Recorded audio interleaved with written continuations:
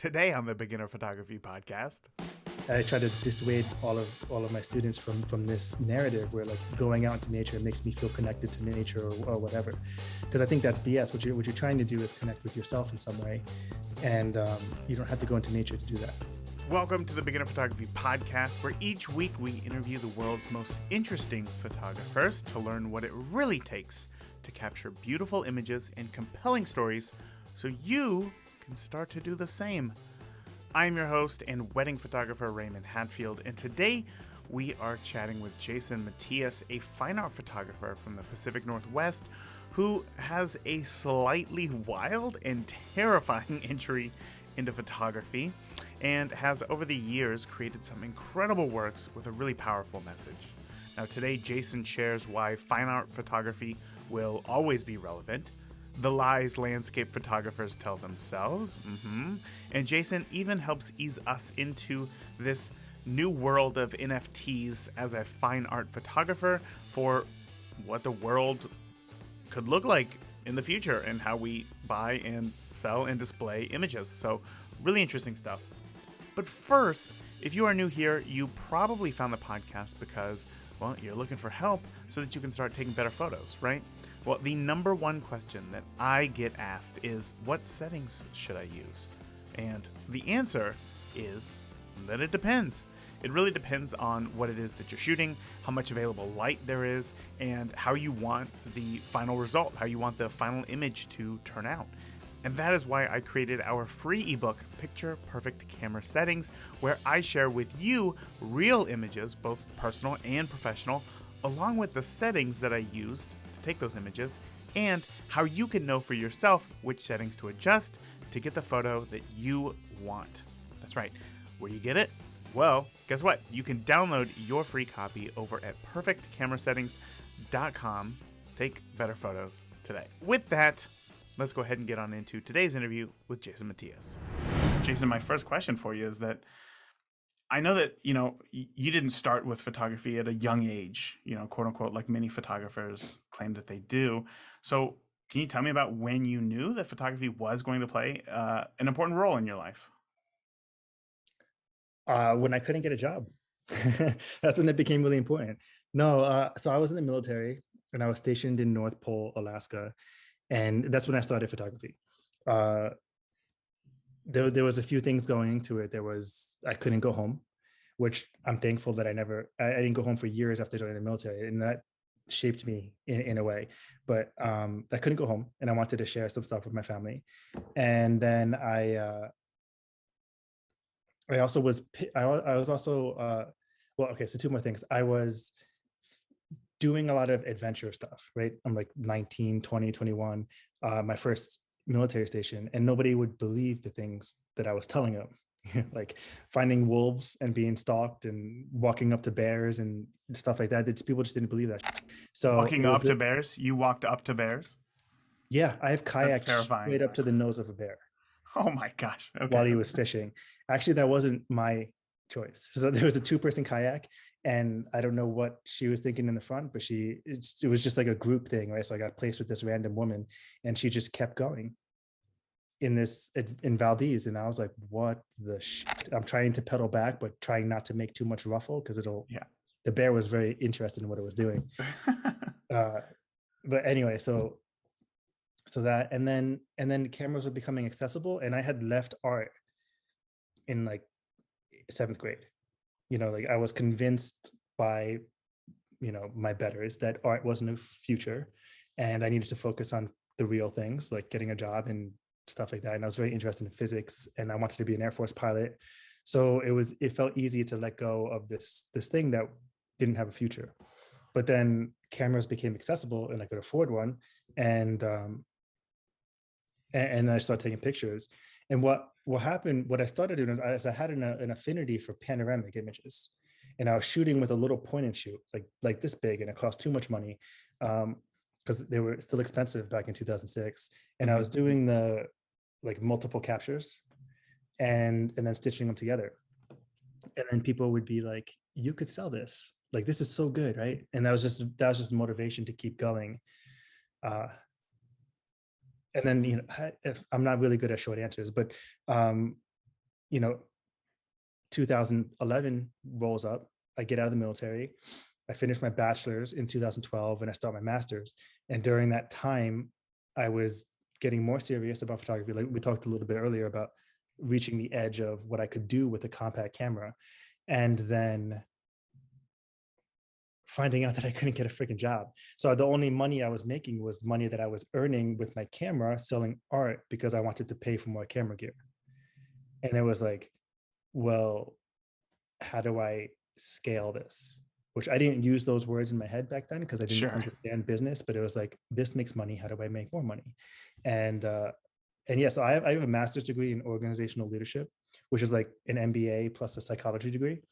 And I have never had a job after getting out of the military because I just won't get hired. I don't understand. I don't care anymore, but at the time it was really, really stressful. So when I started making money with photography, it started becoming like, this is the thing I have to do. And then it went from there. So military experience, master's degree, and you couldn't get a job. Like, I have where a were you? PMP too. Yeah, I don't know I'm if you not know even that sure is. what that is. That sounds impressive. Like, where are these places where you trying to get a job? I mean, were you looking for like entry level jobs? Do you think you were trying to shoot above uh, Dude, what you could I get? What do you think the issue would was? take everything off my resume and apply for Hmm. dishwasher jobs and not get them. Really? Yeah. So, but my goal was to get, I wanted to be a consultant because my mentality was I always wanted to be an engineer, but then the Air Force wouldn't pay for it, which is a whole nother story. Um, and so, because I always wanted to work on one project and then leave it and then work on something new because I didn't want to be stuck doing the same thing over and over. So, with um, this MSOL degree, I was very qualified to be a consultant where I could work on change management for a company, then go to the next one. So I wanted to get into a consulting agency.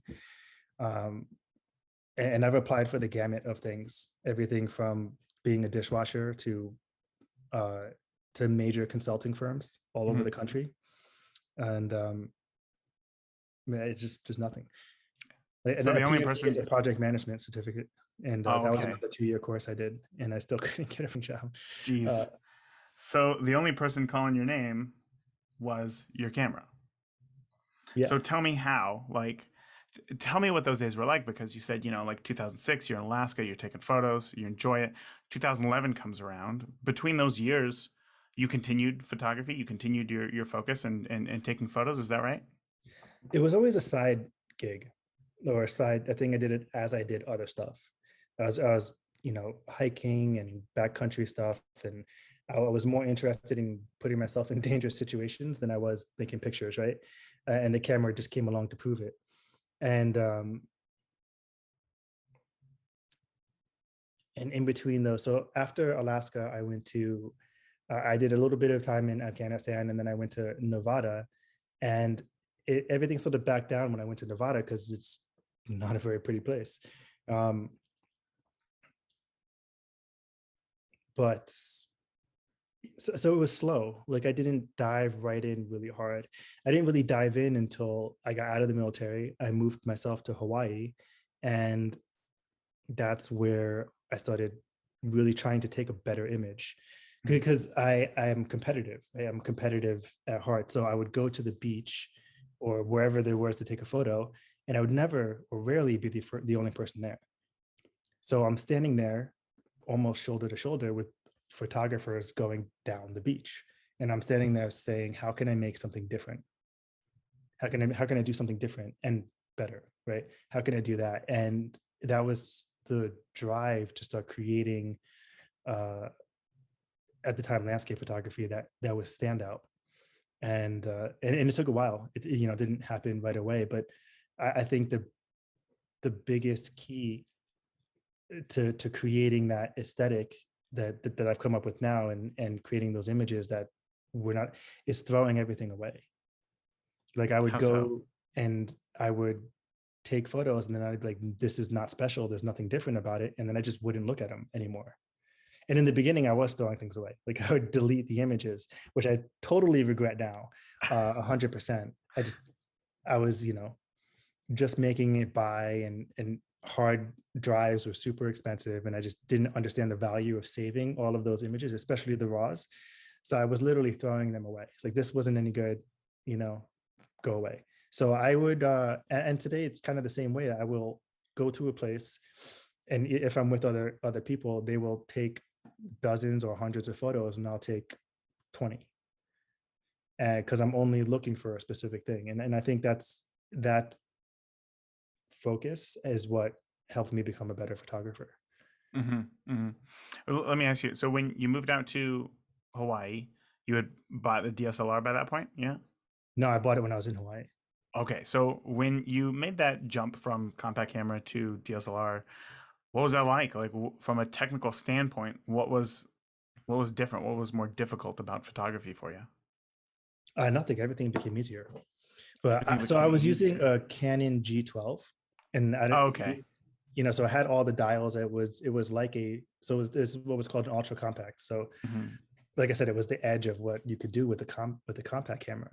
And then I got a Canon 5D Mark One, and the day after I got it, like hours after I got it, I went to the place I had been wanting to photograph for a long time, Eternity Beach or Halona Beach Cove, and at 4 a.m. and I took a 20-minute photograph, which is something I just couldn't do. That was what I'd been wanting to do, was take longer exposures. And that photo, called Eternity Beach, was so fucked up. I bought a broken camera. It was, Hmm. the sensor was scratched. 40% of the pixels were dead, or maybe 30% of the pixels were dead. Horrible picture. And it took me 5 years to fix that image. Like, I didn't release that image until 2017, Hmm. because it took that long to figure out how to fix all the problems with it. So my first experience with a full frame camera was, it was garbage, and I had to return it the next day. But it didn't make things harder. It made things a lot easier, because it was the stuff I had been wanting to try to do. Hmm. So with the Canon G12 that you had, so had all the manual controls, and this was just you were using those. Now it was so the jump to a DSLR. Essentially, it was the same. It was just in a bigger body. Bigger body, more capable body, and lenses. The G12 was Lenses, of fixed course. lens. Yeah. I think I remember. This is so stupid. I don't know why I'm bringing this up. This was the Canon G11, I believe, was the only reason why I had an Amazon card for the longest time, because if you signed up, if because I bought it, and then they said if you sign up for the card, we're going to give you $100 off, and I was just like, that's a no brainer. Of course, I'm going to do that. And yeah, I mean, it was a fantastic camera, but I completely understand what you're saying about how it has these limitations, and I think it's important to let me ask you then, for there are a lot of people who the G12 or compact camera, that's going to be more than enough for them. So what was the one thing that when you were using it, you're just like, I just can't use this anymore. A DSLR is what's going to solve my problem. I couldn't take a photograph that was longer than 30 seconds. So it was the exposure. It was the exposure times that you were looking for. Okay, Yeah. I gotcha. And the fixed lens was a super, held you back a lot. Right. Okay, so when you got these cameras, right? You're in the military. You're in Alaska. What was like? Where were you learning photography from? I wasn't. It was just trial and error. But when I was in, so my first camera was a SD 700. I can't believe I Mhm. remember this. It was a Canon SD 700, which was just a point and shoot, right, with a few features on it. So there was nothing for me to learn. It was just take the picture, Mhm. and then edit it afterward. And we were just talking. I don't know if it's before this thing started, or if we're just going to start the podcast where we Yeah. started talking, but about outsourcing. And that was my first experience outsourcing, because stitching those photos together, I used to send them to someone who worked for my dad in the Philippines, and then Wow. she would stitch them all together for me. Because I guess the first roadblock I ran into is I would try to use the function in the camera to stitch them together to create that panoramic, and it would never really work. So then I would take the pictures individually and then send them off. I didn't look at any education in photography for for years, which is pretty stupid. But now that I think about Is it, I it? don't. Um, but I know you said, just read the manual. There's so much in there. Uh, but yeah, maybe it's not stupid, but I just it was just trial and error, Mm-hmm. and then me applying, I guess, what I knew about composition at the time, or just my own kind of eye for things. Uh, If you yeah, I could don't. go back, would you have chosen some sort of photography education? Because I mean, I look at you today and like you're here, you're a professional photographer, like you're pretty accomplished. Like, do you where do you think that plays a role? Man, getting here sooner. Like if I started earlier on social media with good images, I could be in a whole different place today. Right? Like when I hit social media with intention was about the time when organic reach stopped. Yeah. Right? And there's tons of artists out there who were in it before, and they exploded with their reach. And and selling artwork is about getting more eyes on your work, right? uh, and then some of selling artwork is having that clout that says you have earned all of these eyes. Mm-hmm. So I feel like if I had done all of that stuff sooner, then I could be in a different place, I suppose, um, or in the same place but better off. I don't know. Like I'm pretty. If old me looked at where I am now, he'd probably be like, "You made it," but I think he just didn't understand what it was to run a business and stuff like that. Um, but yeah, I think just sharpening the curve. Do you think that you would still be able to be the artist that you are today in terms of being able to tell the stories that you see if you didn't have those years of just, I guess, self exploration? Yeah. So I have there's so the story and the art are two different things. Yeah. Like the story is you understanding yourself and and being able to digest and then export that stuff, right? And then the camera skills, a whole different thing. Mm-hmm. So yeah, I think I could. I think that it was photography that forced me to do that self exploration, that um, that personal growth. So maybe if I had gotten started sooner, a lot of things might have been different. Um, But you could play this game all day. We could play this yeah, game all day. yeah, we Yeah. could for sure. It's one of those things. I think about that often as well. Like me and some buddies, when I was in film school, like we just made little shorts together and we would put them on YouTube. And this was like 2007. And then we put up like 12 videos and we're like, okay, we're done, But it's like, if that's one of those things, if you would have kept with it longer, who knows where we would have, been today with how much YouTube explodes. But so let's just move on and just forget that past there. I want to learn more about where you are today in your photography, obviously. And as a fine art photographer, I think it's always interesting talking with fine art photographers, because I think with listeners of the podcast, there's kind of this confusion, I suppose, of exactly what fine art is. So before we kind of get into some of your art and how it is that you see the world, can you tell us what is fine art and what makes it different than snapshots or just regular art, I suppose? Context. So Context. so for me, I think art equals creativity plus context. So without context, all you have is creativity or decorations. And context is everything. That's what goes deeper. Like a visual will help an audience get their attention, Mm-hmm. and then people can ascribe their own story to whatever they see if they want. But most of the time, it stays a surface level engagement. Yeah. And then context is what brings people in. And context can be anything. It can be personal. It can be like relative to yourself. Like if you read a lot of the stories on my website that are attached to the pictures, they're not about the pictures. I don't tell stories about how I took a photograph. I tell the story of myself and what I was thinking and what I'm feeling when I'm writing the story, basically. And then the photograph fits the story somehow. And it's that context that brings you in. So it could be context about yourself. It could be context about what's happening in the world today, or greater human relative philosophy. But without the context, you just have a piece of creativity. So I think fine art and art is separated by that piece of the Context. equation. Jeez. Jeez, I don't think I've ever heard it described like that. And that really gets the wheels moving for sure.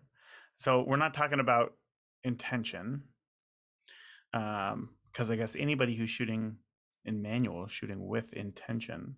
So is the context is a story that we're trying to tell. Mhm. So we already know the story that needs to be told. That's the context.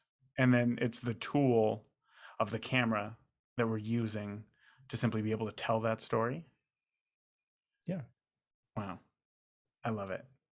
So tell me when did this first happen for you? Because you were going out just taking snapshots of bears, and today that's probably what very little of your body of work is comprised of. So when did that switch from snapshots to, or I guess when was when did that light bulb moment finally go off for you, and you start to switch the way that you shoot so that it does have more context? It happened on Facebook. Like I actually remember this because it's really important to like my growth. But someone had commented, I think his name was Ben. Um, Someone had commented about the boats that they see in my photos. Because I was taking photos and in all of the compositions there was a boat like in the distance or somewhere by itself, just one, like a yacht or a sailboat or something. And he was like, he said something about it's cool. I like seeing all these boats, and I started thinking about it, and and that's I think that was like the catalyst for me finding my way into this thing that I call comfortable isolation, and and just having that solitary object, and then I started looking for that composition and creating that composition, right? And I have a whole lonely boat series on my website that's just of the boats, but also the more my images developed. So that was the catalyst. But then uh, 2014, maybe I started asking myself why I like this and why is it important, and why am I composing this way? And that's kind of when the next big leap in me solving my issues, right? Uh, like if photography was my therapist, I guess. Uh, not in a therapeutic way, but just in a way of forcing me to ask questions. And I I started digging deeper into that whole thing. So I think that's the answer to your question. I don't know. Yes. It's just always fun to hear like the journey that people go through. And I'm there with you. Like when it comes to figuring out something about yourself through your photography, there really isn't much cooler because suddenly your work becomes your own and nobody else can take the same photos that you're taking, and it really is all that experience that you have. But I want to know more about your comfortable isolation series, because this is pretty predominant, so where did this idea come organically, or was it this Ben guy who was just like, which by the way, shout out to Ben, was it him that just kind of made you realize, oh wait, I am doing it this way. Why don't I continue to do this? Well, it definitely started with him, but with that comment. Um, but the whole idea behind the comfortable isolation is it's kind of a dark, trauma story. So if we skirt around the edge of that, um,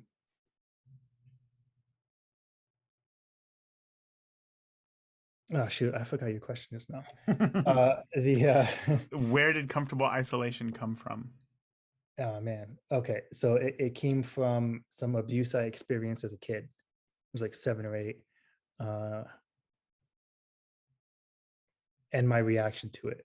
So I spent my whole adolescence, probably up until I was 22, which I remember when this started ending, um, angry and unable to make friends and distrusting of my own feelings and thoughts, which is something that still goes on today. Uh, because of the way things played out when I was 7 or 8, um, I felt like I couldn't trust what I was thinking. So anytime I would have a feeling or have a goal or have you, I felt like this is what I want, but is it what I want? Or this is what happened, but did it happen that way? And I just wasn't able to trust it. So I ended up, as I was a kid, just closing into my own little circle. And it sort of developed this thing in psychology called the other. One of my first things I wanted to be when growing up was a psychologist. And I don't know why, because it was a psychologist that fucked me up.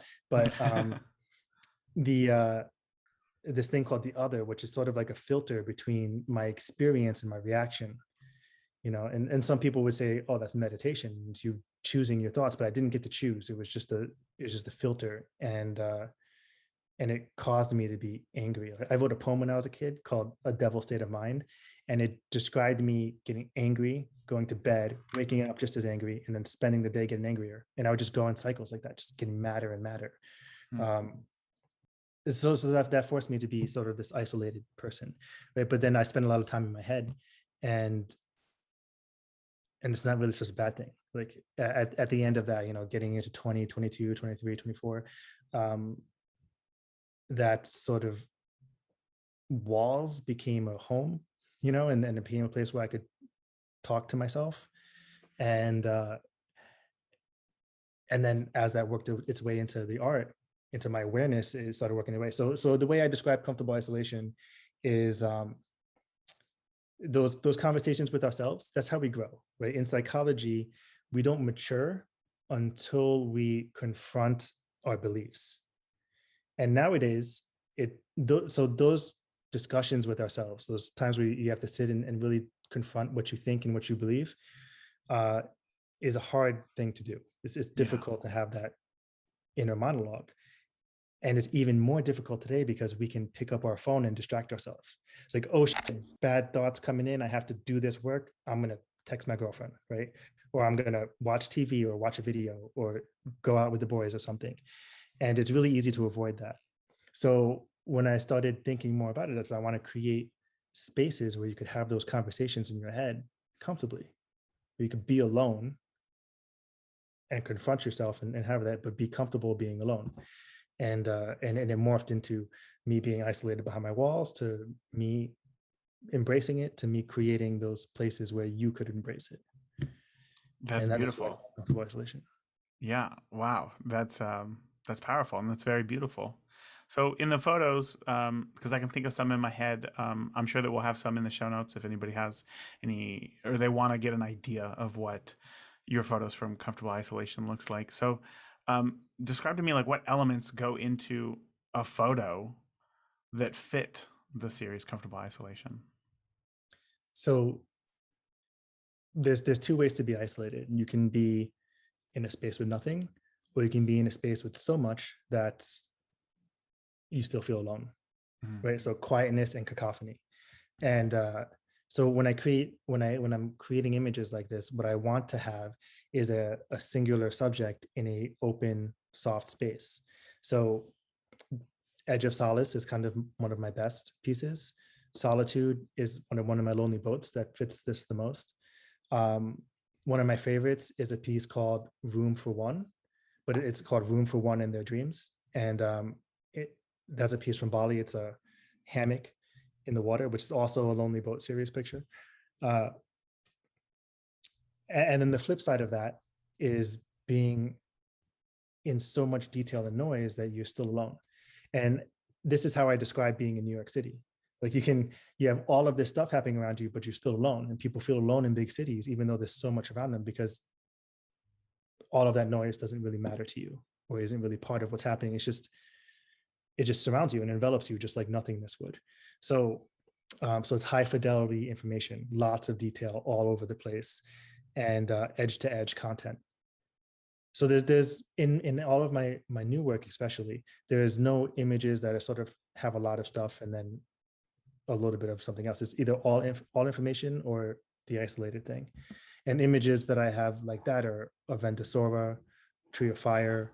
I don't have many because those are kind of hard to make that look good. There's a piece called Autumn, which is just leaves, just dozens of leaves, edge to edge. Yeah.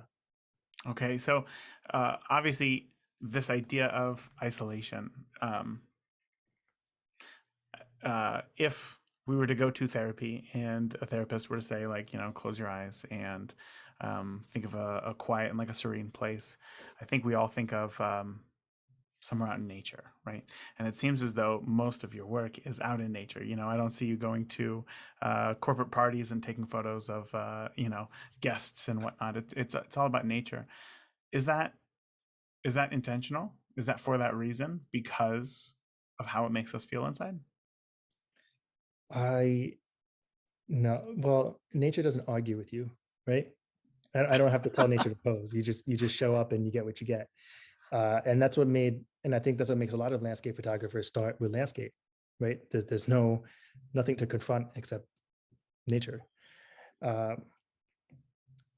So I started with landscapes mostly because I was afraid to take pictures of people. And but bears were okay. Getting nose to nose with a bear, that was cool. But you don't have a choice. People... Like that just happens, right? Okay. Honestly, I was 20 times more scared when I was nose to nose with a moose. Oh, geez. Than a bear, right? I don't want to do either of those things. Yeah. A moose will kill you for no reason. And then not even eat you, just stomp on you till it's bored and then leave. No thanks. Yeah. So yeah, I think that's one of the reasons a lot of people start with landscape photography, and that's why I started. So I have another collection called Aria, which deals a lot with these stories that I've had a lot inside me, and the stories of the subject that I'm working with. But those are portraits, and it took me years to get into portraits because I was afraid of them. And that's actually one of the things I'm most proud of is these portraits. But landscapes, I forgot your question again. I'm sorry. I went on a tangent. I love it. It's all about, like, why nature? Like, what is it that does it for you when it comes to nature? Nothing. Zero things has to do with being in nature. It's just being alone. Mm-hmm. And nature provides a whole lot of subjects that you can take pictures of, and you get to be alone if you want when you go out there. I always see, and this is just like a contention I have, and I try to dissuade all of my students from this narrative where, like, going out into nature makes me feel connected to nature or whatever, because I think that's BS. What you're trying to do is connect with yourself in some way, and I think you can do that. You don't have to go into nature to do that, right? So yeah, I think that all happens in my head. The whole isolation thing that happens in my head, and then I used nature to create those. But as my art sort of grows and I become less stuck in the stringent world of what landscape photography is supposed to be, and start working with more manipulations and composites, it's not entirely necessary for me to create a photo of nature or something like that. So, like, Edge of Solace is a composite. And there's pictures that I've been wanting to create for a long time that there's nature included. Like, Solitude is a boat floating in a very white scene, right? Fog and on a lake and what have you. What I really want to create is a boat sailing through the clouds. Still nature, right? There's still that element and beauty that comes from what's in the natural world, but I want it to look so freaking real. and just like in the cloud. So still the isolation, so there's still the aesthetic that I'm looking for, but not necessarily nature. Sure. I like that. I like that. It can, the nature, natural elements, but it can still be yours. You can still create it, even through a composite. That's very cool to think about. Um, I want to know more about when I go on your website. I can tell just how important printed work is. By the way, shout out to that dog. Whatever dog is going nuts. I hear. That's my other dog. His name's Loki. Loki. Okay, yeah. Well, Yeah. he living up to his name here. So, when I go to your website, I can definitely see why. Or I can see how important printing is for you and having something physical that you can have. But I guess in a world where people take photos and they just live on their phones, I guess what I want to know is why is printing so important to you? Well, I mean, that's kind of how I make money, I guess. It's not finished till it's printed.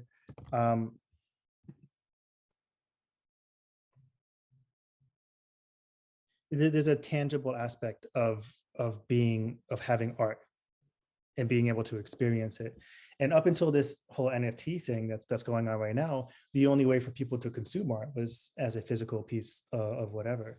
And so the end product of, like I talked about not getting a job and then making money with photography, right? I was taking pictures doesn't make you any money. Mm. Not me anyway. Selling them does. So the print comes from the sale, but having that finished product be as match your intention and the aesthetic you want to create is super important. This hair is killing me right now. It looks Yeah. so majestic. I'm so jealous. I'm so jealous. In high school, I had similar hair, if you would believe it. Yeah, I'm jealous right now. It looks great. so so then going on about the printing thing, you had mentioned NFTs there. Are you selling NFTs? Can you talk to me more about that? Yeah, it's a major part of my business right now, and making the leap from traditional art to NFTs was a bit of a mind hurdle for me. So NFT, if you haven't heard yet, whoever's listening, is a non-fungible token. It is a digital, or it signifies ownership of an asset. Mm. And that asset could be a digital image or a physical asset in the real world, a piece of property of some sort. So when you sell an NFT, you're selling ownership as an artist, you're selling ownership of a piece of art. And because it's on blockchain, the ownership of that art is tracked forever. Right. So, when someone has the Excalibur sword, right, and it's in a museum, it's like this sword was owned by Prince Egypt of the second Tuesday of last Wednesday, whatever. It's got a whole history. And now as artists, we can have a history of all of our work, which allows us to, to command a little bit more value from it. And allows people who are buying it to add value and trade it. So NFTs are like digital trading cards. And yeah, they're a big thing. They're right now, and they're going to continue to be a big thing. Okay, so a few questions. I'm very new to all this, so excuse any ignorance that I may have. I often describe to my couples in my contract, it says that I still own the rights to the images. You get the images, right? And the way that I explain it is, if I were to buy a copy of a book, I own the book, but I can't sell that book, right? Like I don't own the words in that book. I just physically own a copy of that book. It's the author who owns that book. It's the same with photography. So with NFTs here, it sounds like once you sell the book, you're selling everything inside of it. Like you're selling the words, you're selling the ideas.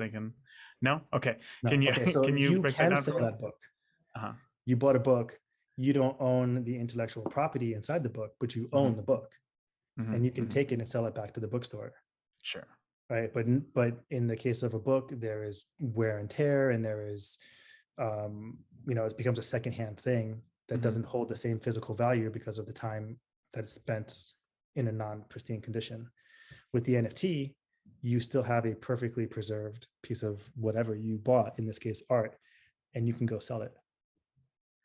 So, and because it has a value of some sort, whatever it is attributed to the value, which is you as an artist and its prior sale price, you can command that sales price or higher when you sell it. So let's take. You don't own the Mona Lisa when you don't own the intellectual property of the Mona Lisa, but you can still sell the piece of art if you own it. So is that also what's going on? So as a photographer, you still own the intellectual property of the photograph, even after selling it as an NFT? Yep.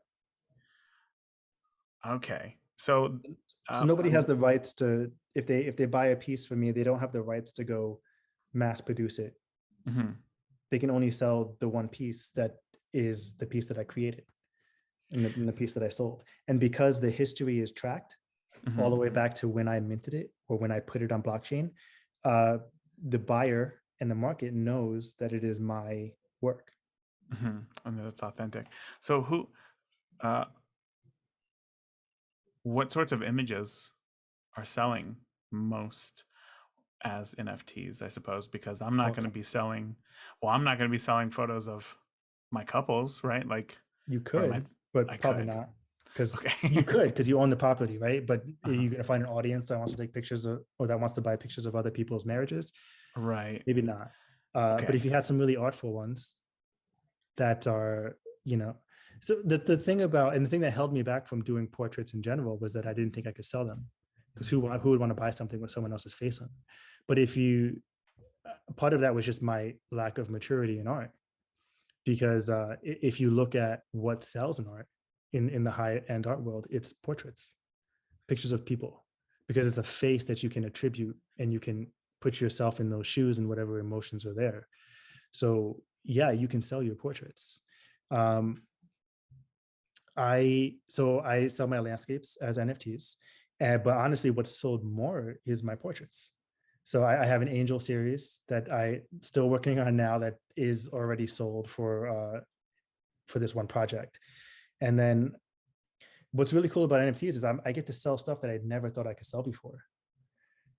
Halloween images, like these creative images that I created, fantasy type Halloween stuff. I never spent any time on those in the past because they weren't income generating items. There's a little bit of construction going on next door, so there'll be some banging.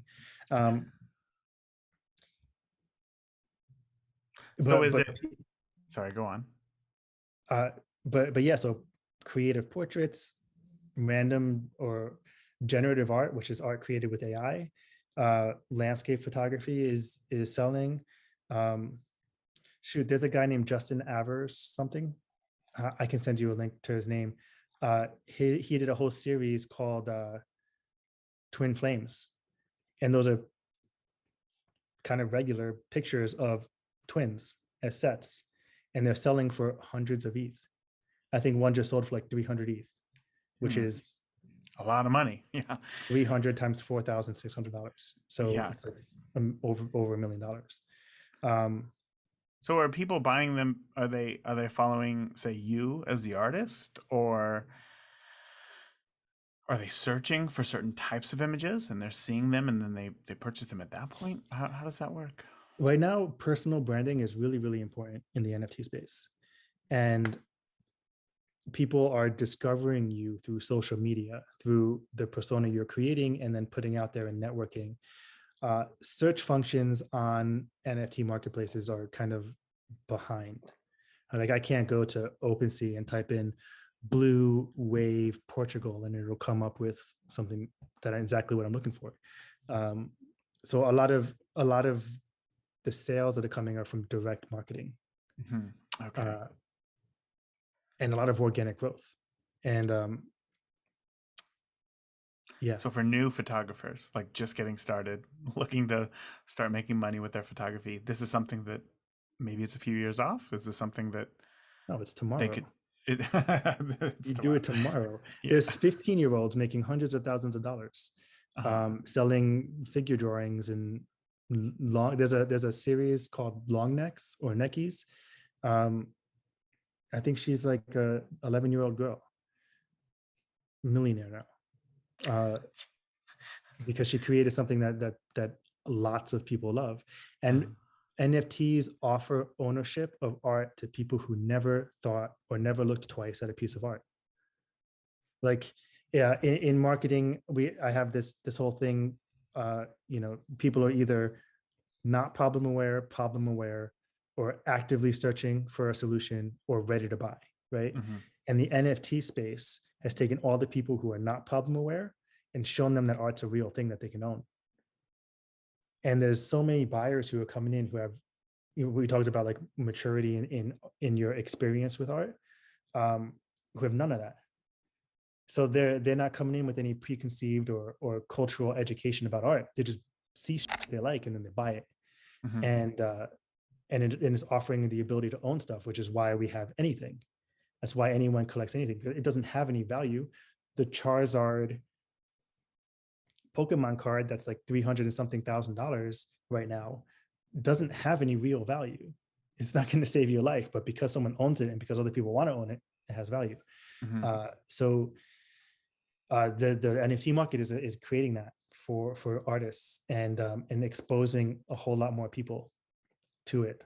So yeah, if you're a photographer and you're creating something that has art plus context and great visual and all that, then you should be in NFTs yesterday. Interesting. So where does this put you in terms of, I guess, do you see the gallery or the print going away in the future in lieu of NFTs? Like, are people just going to have TVs in their house constantly rotating their NFTs that they have, or am I thinking about this all wrong? I think some people will, because people own them and they want to display them. And I think it's going to force at some point, because still the NFT market is still really small. Like hundreds of millions of dollars have sold this year from NFTs in the last 10 months, but it's still small in a $16 billion art world. So, and I'm already seeing like people who have bought my work, they have their digital screens up. And some of those people have gone and bought physical stuff from me too. And so I don't think there's not going to wholly or suddenly replace the physical art market until those screens become better than the physical products for digital products. And if you're a photographer, you're creating a digital product. But there's this idea that there's going to be a metaverse or a digital place where we live. And we already live there. Like we spend all our time on our phones and on this digital communication. So we are kind of in a digital world, right? We're just not experiencing it in a three-dimensional way. This is still a two-dimensional interaction. But when that three-dimensional interaction comes and people can have a home in a digital space that has walls, that's where the art's going to go. And all of the art that's sold now, 15 years before, 10, 15 years before that metaverse really, really exists for everybody, you have, first mover advantage, and you have the provenance of being here and being first out there. So I think it's a big thing.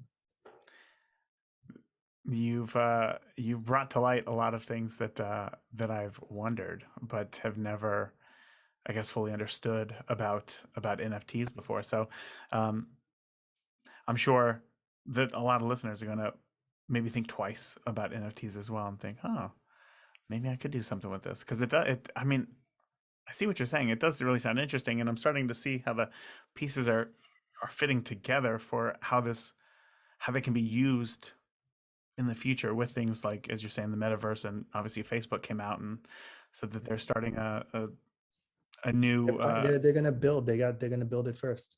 A new like essentially a VR glasses where you're going to be able to just plug into their metaverse and now you live there. So being able to decorate your own virtual home with artwork now that you own is really compelling. That's an interesting idea. Well, thank you. There's a lot to think about there. I feel like my brain is still spinning. But I want to keep talking about your your photography, your art, because I know that when it comes to photography, there's a lot of photographers who what's the quote? We all get into a creative endeavor because we have good taste, right? Everybody has their own version of good taste, and that's why we get into it, because we feel like we would be good at that thing. But then it is our own good taste that tells us that as a beginner we're like, this is garbage, and then we get out of it. So you have to push through that, which you did, but then at some point you have to continue to draw inspiration from somewhere else. So for you and your work, where do you draw inspiration from? What keeps you going aside from being unemployable? What keeps you going in photography? Um, there's a challenge to creating what's in your head and doing it well. And like I said, I'm a pretty competitive person, a little bit less now than I used to be. I think I have less to prove, to myself anyway. And so so the challenge of that, like that image I described to you earlier, the boat sailing through the sky, um, I want to do it in such a way that it makes you feel like it's real, right? Because it's a digital version, and you can just create a digital piece of art and call it a boat in the sky and whatnot. But there's that whatever pizzazz that I have with my work that I want to create in that type of visual. So I guess having ideas is what keeps me going. And there are definitely times when I don't have ideas, and you just, then the business of art just kind of keeps me going, right? Because that's a constant endeavor. Um, but then you have ideas and you feel inspired, like with this angel collection I'm doing. Um, so collaborations, getting into other projects and helping other people achieve certain visions also is a major motivator for me. And then uh it- you know artist selling art is another one, because now because one of the things that keeps me going is I have to keep performing to kind of maintain my position as a teacher. I feel like, that's not really true, but do as I say, right? So I got to keep staying on the game and seeing and helping all those artists with their businesses and helping them succeed, is also kind of like rewarding in a way that keeps me going. So it's no single one thing. I think the biggest driver is the challenge of just trying to create something, um, that people like. Mm-hmm. Yeah, that's a difficult thing, right? We play that game in our head of, well, I like this idea, but will everybody else like it? And if not, what does that say about me and my work at that point? That's cool. I got one last question for you here, and that is, this is a new question that I have for this year. The theme of this year is really just I'm trying to kickstart people to actually go out and take photos, right? There are people who, I can't tell you how many people just listen to this podcast and then they don't go out and take photos. And I hope that they're listening right now, right? And it's my job to compel them to go out and actually take a photo. So learning about your process a little bit is something that is important to me. So for your creative process, would you rather, so you have an idea for a photo, right? For your creative process, would you rather go out and take 1,000 photos, or would you rather go out and find that you only have one space for one more photo on that memory card and live within that constraint of only being able to take that one photo to get the perfect shot? I think there's a lot of creativity in restriction, or creativity in constraints, to use that term. And that's one of the excuses I would tell myself or justify myself for not buying more lenses, because this is the lens I have, this is the constraint I live in. I have to make it work, and force the creative part to take over from the assortment of possibilities for technical use. So having one photo left would force me to take more time to create that photo, right? Mm-hmm. And I already said I only take a few photos at a time. So yeah, option B. I love it. Jason, again, man, I have to say thank you for coming on and sharing everything that you did today, enlightening me not only about this world of fine art, but also NFTs as well. That I never, I mean, honestly, like I've heard a lot about them, but I haven't, given any of them any thought. But now I am. So, thank you so much for coming on. Before I let you go, where can listeners find out more about you, your work, and what it is that you do online? So my website is jasonmatias.com. For this podcast, I created a page that'll have the things that we talked about and some links and whatnot. So Perfect. jasonmatias.com/beginner photography podcast. And then on social, I'm real Jason Matias on Twitter and Facebook. My biggest takeaway from this interview here with Jason was that I feel like Jason truly understands what the world is doing, like that it's just always changing, and I feel like he's just probably been doing his best to be right there with it, from changing his photo practices, the technology in the photo industry, and even how we sell and display our images in the future. This was a super interesting conversation. I really enjoyed it. I would love to hear your biggest takeaway from my interview here with Jason in the Beginner Photography Podcast Facebook group, where you can hang out with other members of the Beginner Photography Podcast community, see what they're shooting, and even get your photography questions answered. I would love to have you. To join, just search Facebook for Beginner Photography Podcast group and join today. That is it for this week. Remember, the more you shoot today, the better you will be tomorrow. Talk to you soon. Thank you for listening to the Beginner Photography Podcast. If you enjoy the show, consider leaving a review in iTunes. Keep shooting, and we'll see you next week. I gotta ask, I'm a big Fuji fan. I love Fuji, but I shoot the X Pro series, so I haven't jumped to medium format, especially for weddings. For you, was the decision purely about image quality, or was there something else there? Um, Purely, if we're getting into like the self-aware thing that you mentioned. You just like nice yes, stuff. I wanted to, and I want to create really large pieces because my career up until now has been selling landscape photography. Mm-hmm. Right. So I have Art Basel at the end of the year. I'm showing 7-foot pieces, 84 inches. Yeah, 7 feet. And in the future, I want to be able to do that with more confidence and go even bigger. And then there's also a little bit of vanity. Like I just wanted a bigger, less accessible camera. Yeah. And just 100%, that was just me being honest, right? and